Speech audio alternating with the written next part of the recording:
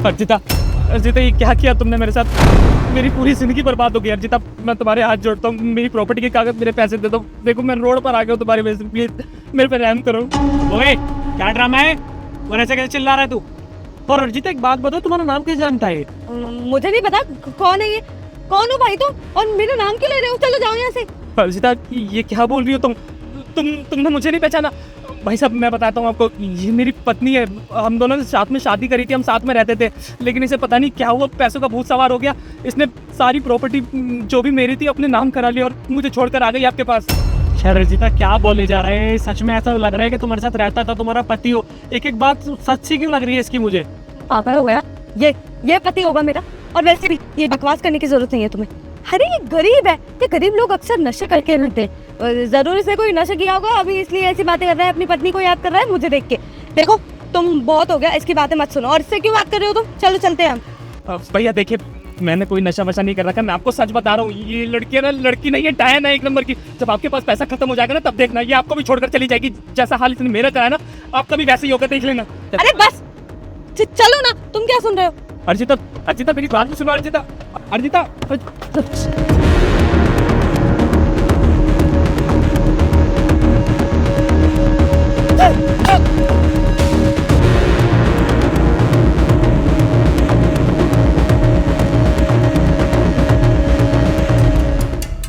यार अर्जिता, मेरे दिमाग से तो उस बंदे की बात ही नहीं जा रही यार।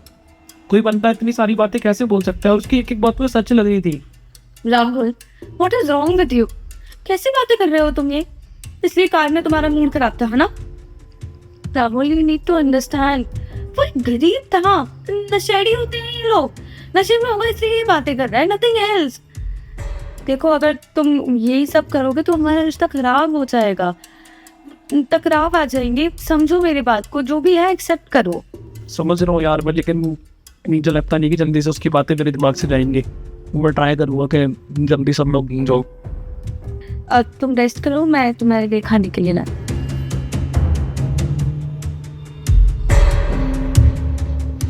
अरे पापा कैसी बातें कर रहे हो तुम? तुम्हें पता है ना मेरी लाइफ खराब हो जाएगी। अरे बड़े भैया को सारी प्रॉपर्टी दे दोगे तो मेरा लाइफ का क्या होगा? मेरे भी तो कुछ सपने हैं ना। अरे पापा मेरी बात तो सुनो, तुम ऐसे सारी चीजें खराब। पापा सुन। राहुल क्या हो गया, ऐसे क्यों चिल्ला रहे हो? अरे यार क्या बताऊं, पापा का फोन आया है, ये बोल रहे हैं कि सारी प्रॉपर्टी ना भैया के नाम कर रहे हैं। कह रहे थे कि तेरी तो अभी शादी भी नहीं हुई है, बड़े भैया के 3 बेटे हैं, उसकी शादी कैसे करेगा, ये वो। बस मुझे 200 गज का प्लॉट दे रहे हैं यार। मैं 30-40 लाख की प्रॉपर्टी रख के क्या करूँगा? तुम्हें पता नहीं कितनी प्रॉपर्टी हम पे, 4-5 करोड़ की प्रॉपर्टी है। वो सब भैया को चली जाएगी, मैं क्या करूँगा यार? अपने पापा को बोलो ना कि जल्दी हमारी शादी होने वाली है, हमारी भी फैमिली होगी, हमें भी तो जरूरत पड़ेगी ना। बात करो उनसे। यार अर्चिता, मुझे पता है कि मैं उनसे बात करूंगा ना वो कुछ नहीं बोलेंगे, क्योंकि मुझे अपने पापा की आदत पता है। उन्होंने एक बार डिसाइड कर लिया ना, कर लिया, और वो मेरी एक भी नहीं सुनेंगे यार। अब तो यार हमारे हाथ से ना सारी प्रॉपर्टी चली गई यार। कितने सारे सपने देखे थे ना हम दोनों ने साथ में, अब हमें पता नहीं कैसे कैसे अपनी ज़िंदगी काटनी पड़ेगी। वो एक प्लॉट बस वो बचा है, एक ही फ्लैट बचा है, सब चला जाएगा यार।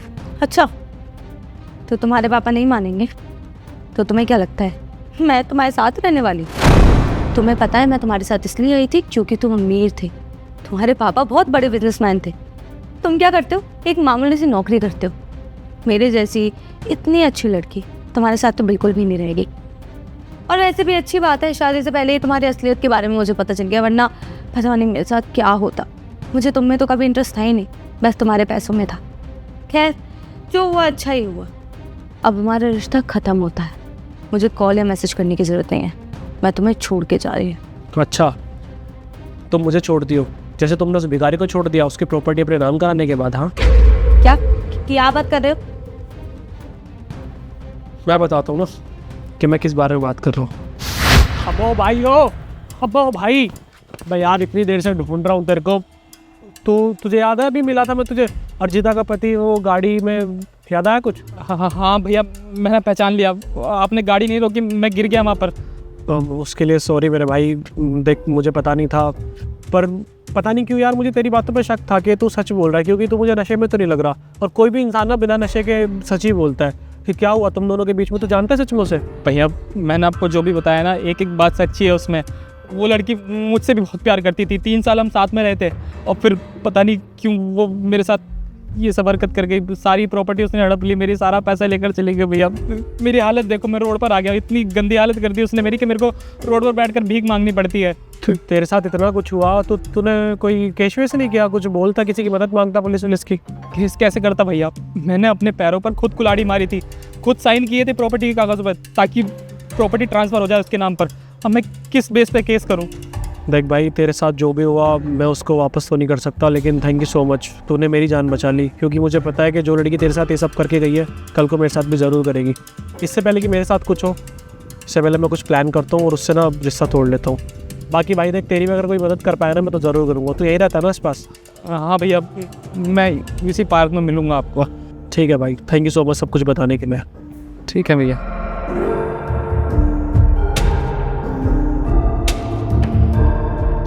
अच्छा हुआ अर्जिता, तुम्हारी सारी सच्चाई ना मेरे सामने आ गई। और मेरे पापा ने ना कोई प्रॉपर्टी मेरे भैया के नाम नहीं करी, मैं सब ड्रामे कर रहा था, क्योंकि मैं उस भिखारी से ना बात करके आ चुका था। तो मैं याद है ना उस दिन वो जब मुझे मिला था, उसके बाद भी मैं तुम्हें छोड़ कर गया था कि मैं अभी आता हूँ थोड़ी देर के लिए, मुझे उसी से बात करनी थी। मुझे बहुत अच्छे से पता था, मुझे यकीन था उसकी बातों पर कि कुछ ना कुछ तो सच है। और जब मैंने उसकी बातें सुनी ना तो मुझे पता चल गया कि जैसे तुमने उसको छोड़ा है ना उसकी प्रॉपर्टी लेने के बाद, एक दिन तुम मेरे साथ भी यही करोगी। इसलिए मैंने प्लानिंग करी और ये सब बातें करी ताकि तुम्हारी सच्चाई मेरे सामने आ सके। और देखो कितनी आसानी से तुमने सारी सच्चाई मेरे सामने उगल दी। अच्छा ही हुआ। खैर, अब ना एक बात कान खोल के सुन लो, ना तो तुम्हारे लिए इस घर में जगह है, ना ही मेरी ज़िंदगी में।